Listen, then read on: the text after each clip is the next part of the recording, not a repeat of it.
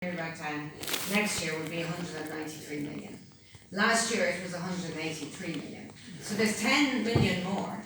But despite that, they felt the need to increase costs and make cuts that will affect ordinary people, as Richard has gone through. I'm just going to go through the main ones.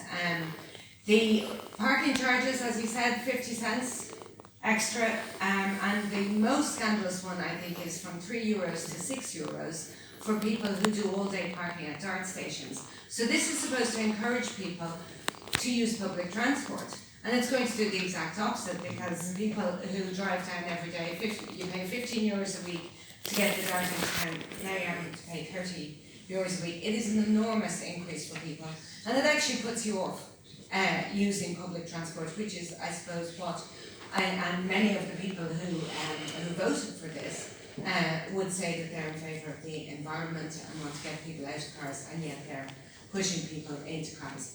The increasing rates by 3.5%, for a long time, people before profit have been saying that we need to find a way to increase the rates for the Aldi's and the Lidls and reduce them for local businesses.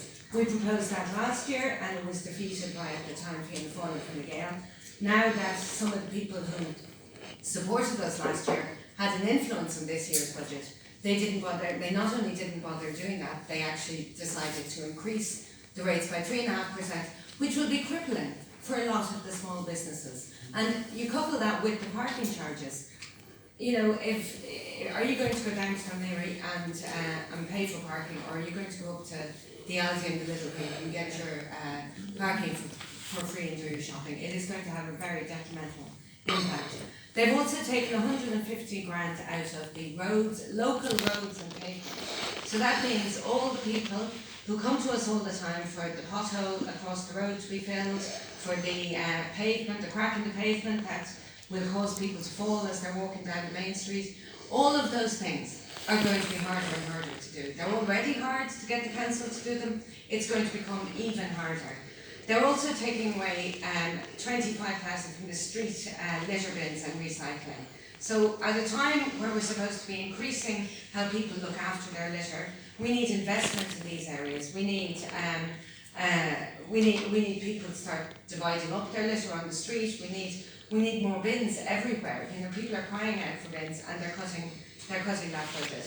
The environmental awareness budget, which I think is probably one of the most insulting cuts, really, that the Green Party have in this, that they ran on the ticket of what we have to do is raise awareness about the environment, and the first opportunity they get, they take the money out of the fund to raise the awareness.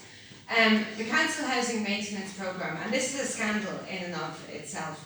The council gets 17 million in rents from local authority tenants, 17 million, and they only put 11 million back into council maintenance. That's a whole 6 million that they are just using in another area of the council, which is incredibly unfair on council tenants who are not in a position to do their own maintenance on their house. And included in that, and not only have they got all of that money, but they're also cutting the amount they're giving back to tenants by 300,000, which includes abolishing completely the retrofitting programme, which they had started last year. Community grants are also cut by 145,000, and the beach maintenance programme has been cut by 20,000. I don't know if we have any swimmers in here, but there's an awful lot of people who swim all year round who are onto us all the time and onto councillors all the time about how, in the winter in particular, they don't clean the steps so people fall. There's huge problems down looking after the beaches, so they've cut that as well.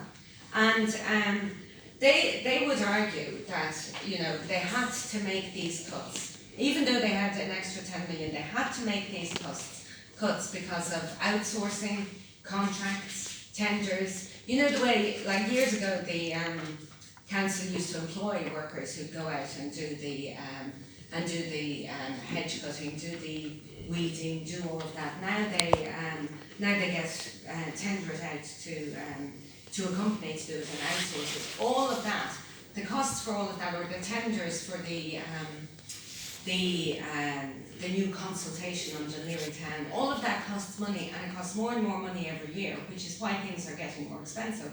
There's a totally different way of doing this, which I think Hugh is going to go into. But so even with those budgetary constraints, there were other choices, right? And Fianna Fáil, Labour, Green Party, Social Democrats and the Independents proposed this budget. This didn't come from the Council Executive, they're the ones who proposed it, and they could have made other choices. And to be honest, the people before profit were a small group in the Council, but we were the only group who actually put forward other proposals.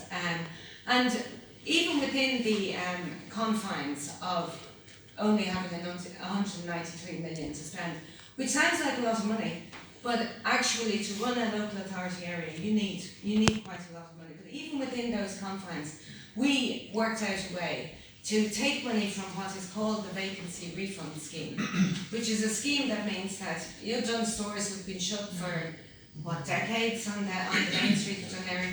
They don't have to pay anything to the council for that. They pay their rates, and then they get them refunded to them because, oh well, you're not doing any business, so you don't need to pay rates.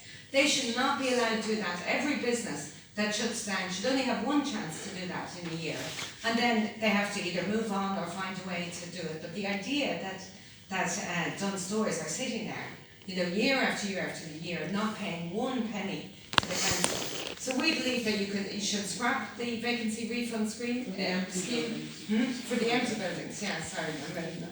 Sorry.